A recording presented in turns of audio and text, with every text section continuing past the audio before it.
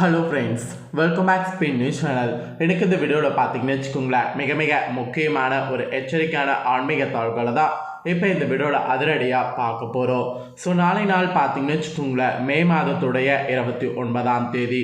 அதே போல் தமிழ் மாதம் பார்த்தீங்கன்னு வச்சுக்கோங்களேன், குரோதி வருடத்துடைய 2வது மாதமான வைகாசி மாதத்துடைய 16ஆம் நாள். அதே போல் நாளை நாள் கிழமை பார்த்தீங்கன்னு வச்சுக்கோங்களேன், புதன்கிழமை. ஸோ நாளை நாள் வரக்கூடிய இந்த புதன்கிழமை வரப்பிரசாதமாக கிடைத்திருக்கக்கூடிய ஒரு புதன்கிழமை. ஸோ நாளைய இந்த புதன்கிழமை ஷஷ்டி திதி வேற கொஞ்சம் இருக்குது. இருந்தாலும் நாளைய இந்த புதன்கிழமை ஒரு சிறப்பான நாள் என்று சொல்லலாம். புதன்கிழமைக்கு ஒரு பழமொழியே இருக்குது. புதன் கிடைக்காலும், அதாவது பொன் கிடைத்தாலும் புதன் கிடைக்காத என்ற ஒரு பழமொழியே இருக்குது. அந்த பழமொழிக்கேற்ப நாளைய புதன்கிழமை மிக மிக சக்தி வாய்ந்த நாளுங்க.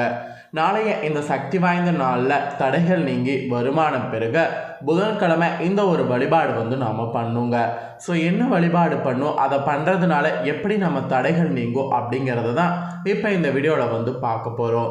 இந்த வீடியோ ரொம்ப யூஸ்ஃபுல்லாகவும் ரொம்ப இன்ட்ரெஸ்டாகவும் இருக்கும். ஸோ வீடியோ பார்க்குறவங்க வீடியோ ஸ்கிப் பண்ணாமல் பாருங்கள். ஸோ நாளை நாள் புதன்கிழமை என்ன வழிபாடு செய்யணும் அப்படிங்கிறத இந்த வீடியோவில் தெரிஞ்சு மறக்காமல் இந்த வழிபாடு செய்திடுங்க. நாட்களிலே புதன்கிழமை வரக்கூடிய நாள் மிக சிறந்த நாளாக ஆன்மீகத்தில் சொல்லப்படுகிறது. ஆகையால் தான் பொன் கிடைத்தாலும் புதன் கிடைக்காது என்ற சொல்லே நம்மளுடைய நடைமுறையில் வந்தது. அந்த அளவுக்கு புதன்கிழமை ரொம்ப சக்தி வாய்ந்த நாள்.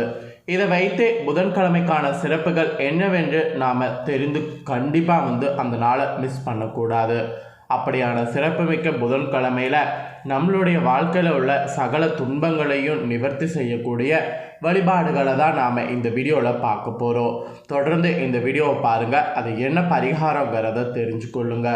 புதன்கிழமையில் செய்ய வேண்டிய வழிபாடுங்க. இந்த வழிபாடு கண்டிப்பாக நாளை நாள் செய்து உங்களுடைய கஷ்ட நஷ்டங்களை போக்கிக் கொள்ளுங்க. புதன்கிழமை புதன் கிரகத்துக்குரிய நாளாக கருதப்படுது. இந்த புதன் கிரகத்துக்குரிய அதிதேவதையாக விளங்கக்கூடியவர் மகாவிஷ்ணு.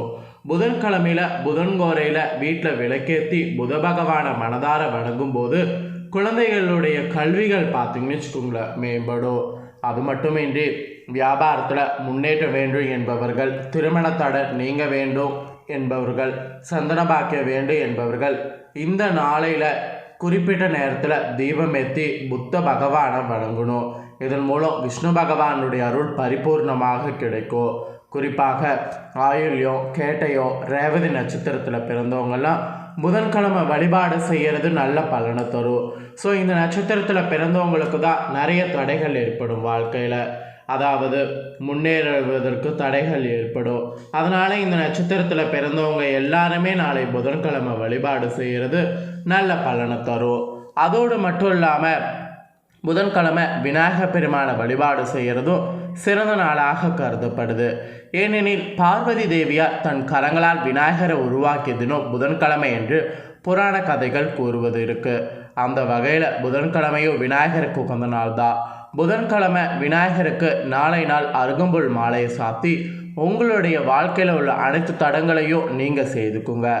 அது மட்டுமின்றி புதன்கிழமையில் நாளை நாள் பசுவிற்கு பார்த்தீங்கன்னு வச்சுக்கோங்களேன், அருகம்புல் கொடுக்கும்போது உங்களுடைய தோஷங்கள் நிவர்த்தி ஆகும், மன நிம்மதி உண்டாகும். இந்த அருகம்புல் வழிபாட்டை நாளை புதன்கிழமை நீங்கள் செய்வது மட்டுமின்றி தொடர்ந்து கூட செய்யுங்க. உங்களுடைய வாழ்க்கையில் பல ஏற்றங்களை பெற்றுக்கொண்டு செல்லும்.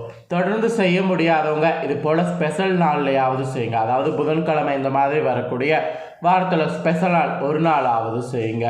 இதோடு 1.5 கிலோ பச்சை பயிரை வாங்கி ஊற வைத்து அத்தோடு நெய் மற்றும் நாட்டு சர்க்கரையை கலந்து அது பசுவிற்கு நாளை நாள் உணவாக கொடுக்க வேண்டும். இதன் மூலம் உங்களுடைய வருமானம் பல மடங்கு பெறுவதற்கான வாய்ப்புகள் உருவாகும்.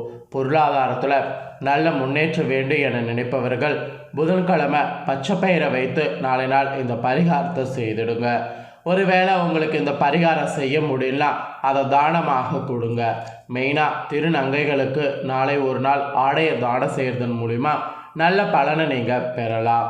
பொன் கிடைத்தாலும் புதன் கிடைக்காது என்ற ஒரு பழமொழிக்கேற்ப நாளைய புதனை நம்ம முறையாக பயன்படுத்தி கொண்டால் நம்மளுடைய வாழ்க்கையில் ஏற்றங்களை சந்தித்து கொண்டே செல்லலாம். அந்த ஒரு நம்பிக்கையோடு இந்த வீடியோவை இப்போ நான் இது பண்ணுறேன். ஸோ தொடர்ந்து பார்த்தீங்கன்னு வச்சுக்கோங்களேன், இந்த வீடியோவில் இன்னொரு முக்கியமான பரிகாரத்தை சொல்கிறேன். செல்வாக்கை உயர்த்தக்கூடிய முருக வழிபாடு பற்றி சொல்கிறேன். ஏன்னா நிறைய பேர் பணம் கிடைக்குது ஆனால் எங்களுக்கு செல்வாக்கு கிடைக்கல அப்படிங்கிற மாதிரி சொல்கிறீங்க.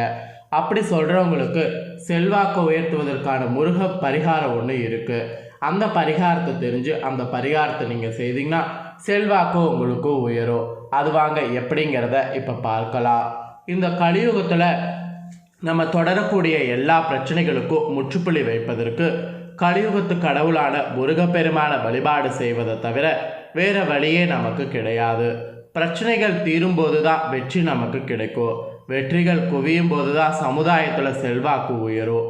செல்வாக்கு செல்வ வளம் உயர்ந்து கொண்டே செல்ல வேண்டும் என்றால் முருகப்பெருமான இப்படி ஒரு முறை வழிபாடு செய்யுங்க, நல்லது நடக்கும். இந்த வழிபாட்டை செவ்வாய்க்கிழமை வெள்ளிக்கிழமை வீட்டில் பூஜை செய்யும் போது பார்த்தீங்கன்னு வச்சுக்கோங்களேன் செய்யணும். ஸோ வீட்டில் பூஜை செய்யும்போது கூடவே இந்த முருகப்பெருமானுக்கு சொல்லக்கூடிய முறைப்படி இந்த வழிபாடு செய்தீர்கள் என்றால் உங்கள் வாழ்க்கையில் கொஞ்சம் கொஞ்சமாக செல்வ வளம் உயர்ந்து கொண்டே செல்லும். கொஞ்சம் கொஞ்சமாக பண கஷ்டம் குறைந்து கொண்டே வருவதை உணர்வீங்க. ஸோ அந்த முருக வழிபாட்டை எப்படி செய்வது அப்படிங்கிற ஆன்மீக சார்ந்த இதை இப்போ ஷேர் பண்ணுறேன். அதை இப்போ தெரிஞ்சுக்குங்க. செல்வாக்கு உயர முருக வழிபாடு இதுதான், நோட் பண்ணிக்கோங்க. இந்த வழிபாட்டை செவ்வாய்க்கிழமை அன்றும் செய்யலாம், வெள்ளிக்கிழமை அன்றும் செய்யலாம். என்னைக்கு செய்கிறதாக இருந்தாலும் காலையில் எழுந்து தான் செய்யணும். காலையில் எழுந்து சுத்தமாக கொளுத்து விடுங்க. இந்த வழிபாட்டை மேற்கொள்ள செம்பு தகுடு ஒன்று தேவை. இந்த தகுடு நமக்கு நாட்டு மருந்து கடைகளில் கிடைக்கும், கேட்டு வாங்கி கொள்ளுங்க. பரிகாரத்துக்கு வெறும் தகுடு தான், அதில் எந்த சக்கரமோ அல்லது வேறு எந்த வார்த்தைகளோ எழுதியிருக்க வேண்டாம். வெறும் செம்பு தகுட்டை மட்டும் நீங்கள் கடையிலேருந்து வாங்கி வாருங்க. முருகப்பெருமானுடைய திருவுருவ படத்திற்கு முன்பு ஒரு தட்டின் மேலே அந்த வாங்கின புது தகுட்டை வைங்க. அந்த தகட்டுக்கு மேலே கொஞ்சமாக விபூதியை தூவி உங்கள் கையிலே பரப்பி விடுங்க. அந்த விபூதிக்கு மேலே பார்த்தீங்கன்னு வச்சுங்களேன், உங்கள் வலது கையால் ஆள்காட்டு விரலால் நட்சத்திர கோலை போட வேண்டும். அதாவது அருங்கோண கோலை என்று சொல்லுவாங்க அல்லவா, அந்த கோலத்தை போட்டுக்கோங்க. அந்த நடுப்பகுதியில் ரிங் என்ற வார்த்தையை எழுதுங்க. நட்சத்திர கோலை சுற்றி இருக்கக்கூடிய பகுதியில் சரவணபவ என்ற வார்த்தைகளை எழுதுங்க. இந்த தகட்டை தயார் செய்து வைத்து விடுங்க. பிறகு ஒரு விளக்கை ஏற்றி வைத்துவிட்டு ஓம் ரிங் சரவணபவ என்ற மந்திரத்தை 108 முறை சொல்லுங்க. 108 முறை இந்த மந்திரம் சொல்லும்போது பூவால் அர்ச்சனை பண்ணியும் சொல்லலாம். அந்த மாதிரியெல்லாம் பண்ணிவிட்டு இறுதியாக தீப தூப ஆராதனை காண்பித்து இந்த பூஜையை நிறைவு செய்து கொள்ளுங்க. சிறிது நேரம் இந்த விபூதி பூஜை அறையிலேயே இருக்கிற மாதிரி பாருங்கள். கொஞ்ச நேரம் கழித்து அந்த விபூதியை அப்படியே சேகரித்து ஒரு டப்பாவில் கொட்டி வைத்து கொள்ளுங்க. ஸோ தினமும் காலையில் எழுந்து கொளுத்து விட்டு ஓம் ரிங் சரவணபவா என்ற மந்திரத்தை சொல்லி இந்த விபூதியை பூசிக்கொண்டால் முருகப்பெருமானுடைய ஆசை உங்களுக்கு முழுமையாக கிடைக்கும். அதுக்கப்புறம் நீங்கள் என்ன முயற்சிகளை மேற்கொள்கிறீங்களோ அதில் சீக்கிரம் வெற்றி கிடைக்கும். அந்த வெற்றி செல்வத்தை உங்களிடம் தானாக இழுத்து கொண்டு கொடுக்கும். படிக்கக்கூடிய பிள்ளைகள் முதல் கல்லூரி செல்லக்கூடிய மாணவர்கள் வரை இந்த திலகத்தை நெற்றியில் இட்டுக்கொள்ளலாம். ஏன்னா நீங்கள் நெற்றியில் இட்டுக்கொள்ளும் போது படிப்பில் நல்ல முன்னேற்றங்கள் பார்த்தீங்கன்னு வச்சுக்கோங்களேன் இருக்கும். தொழில் செய்பவர்கள், கடை வைத்திருப்பவர்கள், வேலைக்கு செல்பவர்கள் எல்லாம் இந்த விபூதியை நெற்றியில் இட்டுக்கொண்டால் அவரவர் வருமானம் பெருகுவதற்கு உண்டான வழியை அந்த முருகப்பெருமான் காட்டி கொடுப்பார். அந்த ஒரு இது இருக்குது. அது மட்டும் இல்லாமல் நேரம் கிடைக்கும் போதெல்லாம் முருகப்பெருமானை நினைத்து இந்த மந்திரத்தை சொல்லிக்கொண்டே இருங்க. வெற்றி உங்கள் பக்கம் இருக்கும். அந்த ஒரு இதோட கண்டிப்பாக பண்ணுங்கள். அதாவது அந்த வெற்றி கிடைக்கும் என்ற நம்பிக்கையோடு பண்ணுங்கள், நல்லதே நடக்கும். ஸோ இந்த வீடியோவில் புதன்கிழமை செய்ய வேண்டிய பரிகாரத்தை பற்றியும் அது மட்டும் இல்லாமல் நமக்கு செல்வாக்கு உயர்வதற்கான முருக பரிகாரத்தை பற்றி பார்த்தது நிறைய பேருக்கு அது வேணுங்கிறவங்களுக்கு ரொம்ப யூஸ்ஃபுல்லாக இருந்திருக்கும். யூஸ்ஃபுல்லாக இருந்ததுன்னா மறக்காமல் இந்த வீடியோ லைக் பண்ணி உங்கள் ஃப்ரெண்ட்ஸ் ஃபேமிலிக்கு ஷேர் பண்ணுங்கள். உங்கள் ஃப்ரெண்ட்ஸ் ஃபேமிலியில் இருக்கிறவங்களும் வீடியோ பார்க்கட்டும். அவங்களும் கண்டிப்பாக இந்த தாள்களை தெரிஞ்சு இந்த பரிகாரங்கள்லாம் பண்ணி பயனடையட்டும். மேலும் இதே போல் புதிய அப்டேட்டான நிறைய வீடியோ நம்ம சேனலில் போடப்படும். அதை எல்லாத்தையுமே உடனுக்குடனே தெரிந்து கொள்ள மறக்காமல் நம்ம சேனலை சப்ஸ்கிரைப் பண்ணுங்கள். கூடவே பெல் பட்டனை ப்ரெஸ் பண்ணுங்கள். ஃபஸ்ட் டைம் பார்க்குறவங்க சப்ஸ்கிரைப் பண்ணாதவங்க சப்ஸ்கிரைப் பண்ணி பெல் பட்டனை ப்ரெஸ் பண்ணிட்டீங்கன்னா இனி நான் போடுற மற்ற அப்டேட்டான எல்லா வீடியோஸும் உடனுக்குடனே தெரிந்து கொள்ளலாம். ஸோ மறக்காமல் சப்ஸ்கிரைப் பண்ணி பெல் பட்டனை ப்ரெஸ் பண்ணுங்கள். இதே போல் சுவாரஸ்யமாக வேறொரு புதிய அப்டேட்டான தகவலோடு மெயின் இன்னொரு வீடியோவில் உங்களை சந்திக்கிறேன். மறக்காமல் சப்ஸ்கிரைப் பண்ணி பெல் பண்ண ப்ரெஸ் பண்ணும்போது ஆல் அப்படிங்கிற ஆப்ஷன் இருக்கும், அதை ப்ரெஸ் பண்ணுங்கள். அப்போ தான் நான் போடுற வீடியோவில் உடனுக்குடனே தெரிஞ்சுக்க முடியும். ஸோ மறக்காமல் பண்ணுங்கள். நன்றி, வணக்கம்.